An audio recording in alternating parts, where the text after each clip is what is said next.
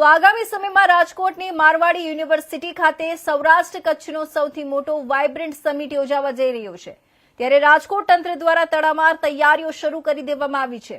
સાથે આ વાઇબ્રન્ટ સમિટમાં દેશના વડાપ્રધાન નરેન્દ્ર મોદી પણ ઉપસ્થિત રહેવાના છે। ત્યારે રાજકોટ જિલ્લા કલેક્ટર કચેરી ખાતે કેબિનેટ મંત્રી જીતુ વાઘાણી, રાજ્યસભાના સાંસદ રામભાઈ મોકરિયા, લોકસભા સાંસદ પરસોત્તમ રૂપાલા, ધારાસભ્ય રમેશ ટીલાણા, દર્શિતાબેન શાહ તેમજ રાજકોટ મનપાના મેયર અને જિલ્લા પંચાયત પ્રમુખ અને રાજકોટ જિલ્લા કલેક્ટર સહિતના પદાધિકારીઓ અને અધિકારીઓની એક બેઠક મળી હતી। બેઠક પૂર્ણ થયા બાદ કેબિનેટ મંત્રી જીતુ વાઘાણી દ્વારા મીડિયા કાર્યક્રમની રૂપરેખા જણાવતા કહ્યું હતું કે રાજકોટ શહેરમાં નવા વર્ષની શરૂઆતમાં બીજા સપ્તાહની અંદર પ્રધાનમંત્રી નરેન્દ્ર મોદી રાજકોટની મુલાકાતે આવી રહ્યા છે। આગામી તારીખ 11 જાન્યુઆરીના રોજ પ્રધાનમંત્રી નરેન્દ્ર મોદી રાજકોટ આવશે અને રાજકોટના જૂના એરપોર્ટથી રેસકોર્સ રિંગ રોડ શરૂ કરી માધાપુર ચોક સુધી ભવ્ય રોડ શો યોજશે અને ત્યારબાદ બપોરના 3:30 વાગ્યે તેઓ મોરબી રોડ પર આવેલ મારવાડી યુનિવર્સિટી ખાતે વાઇબ્રન્ટ ગુજરાત સૌરાષ્ટ્ર રિજનલ સમિટનું ઉદ્ઘાટન કરશે। આ સમિટ 2 દિવસ એટલે કે તારીખ 11 અને 12 જાન્યુઆરીના રોજ આયોજિત કરવામાં આવી છે, જેમાં 50 જેટલા અલગ અલગ દેશના પ્રતિનિધિ ઉપરાંત અદાણી, અંબાણી સહિતની ભારતની નામાંકિત કંપનીઓના પ્રતિનિધિઓ પણ ઉપસ્થિત રહેશે।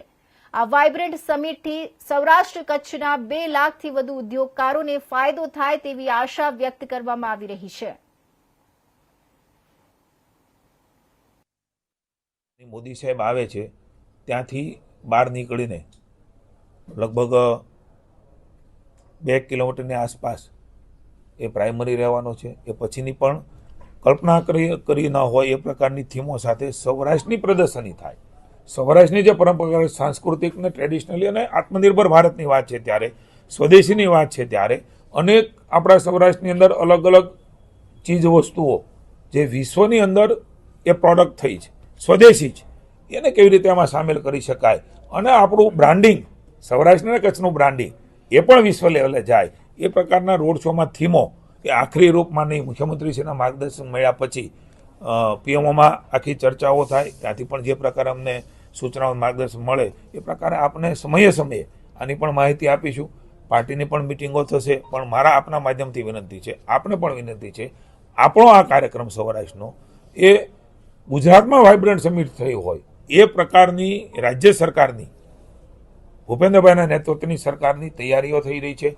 આપ એનો પ્રચાર પ્રસાર કરીને મેક્સિમમ લોકો એમાં ભાગ લે આવે।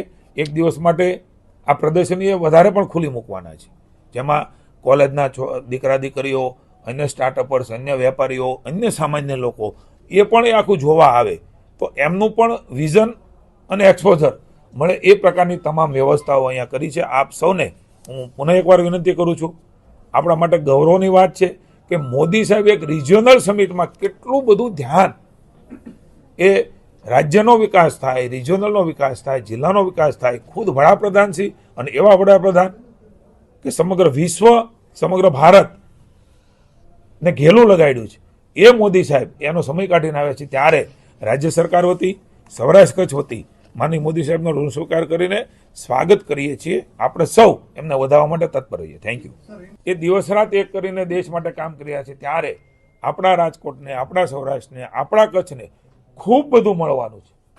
હું પુનઃ એકવાર કહું છું કે વાઇબ્રન્ટ સમિટ સ્ટેટમાં પણ શરૂઆત નરેન્દ્રભાઈએ કરી, દેશમાં વિપક્ષના રાજ્યો હોય એ ટીકા કરતા હતા જે તે વખતે, પણ એમણે પણ સ્વીકારી અને એના આધાર ઉપર રાજ્યની અનેકવિધ વિકાસની નવી ક્ષિતિજો એ ગુજરાત રાજ્યે હાંસલ કરી છે। ત્યારે ક્યાંય ન થયું હોય એવું રિજિયોનલ વાઇબ્રન્ટ સમિટ એ પણ સ્ટેટનું વાઇબ્રન્ટ સમિટ થતું હોય, ઇન્ટરનેશનલ કક્ષાનું, નેશનલ કક્ષાનું, આ પ્રકારના દરજ્જા સાથે નરેન્દ્રભાઈના માર્ગદર્શન નીચે, માની ભૂપેન્દ્રભાઈના વડપણ નીચે અને હર્ષભાઈના સહયોગથી સમગ્ર અમારા અલગ અલગ વિભાગો, એ ઉદ્યોગ વિભાગ હોય કે અન્ય તમામ અલગ અલગ વિભાગો હોય, એ તમામ વિભાગો સાથે મળીને આપણા ગુજરાત, આપણું સૌરાષ્ટ્ર, આપણું કચ્છ અને વિકાસ એ બધાને ધ્યાનમાં રાખીને આખું આ વાઇબ્રન્ટ સમિટ એ 11-12ના રોજ આપણા રાજકોટમાં યોજાવાનું।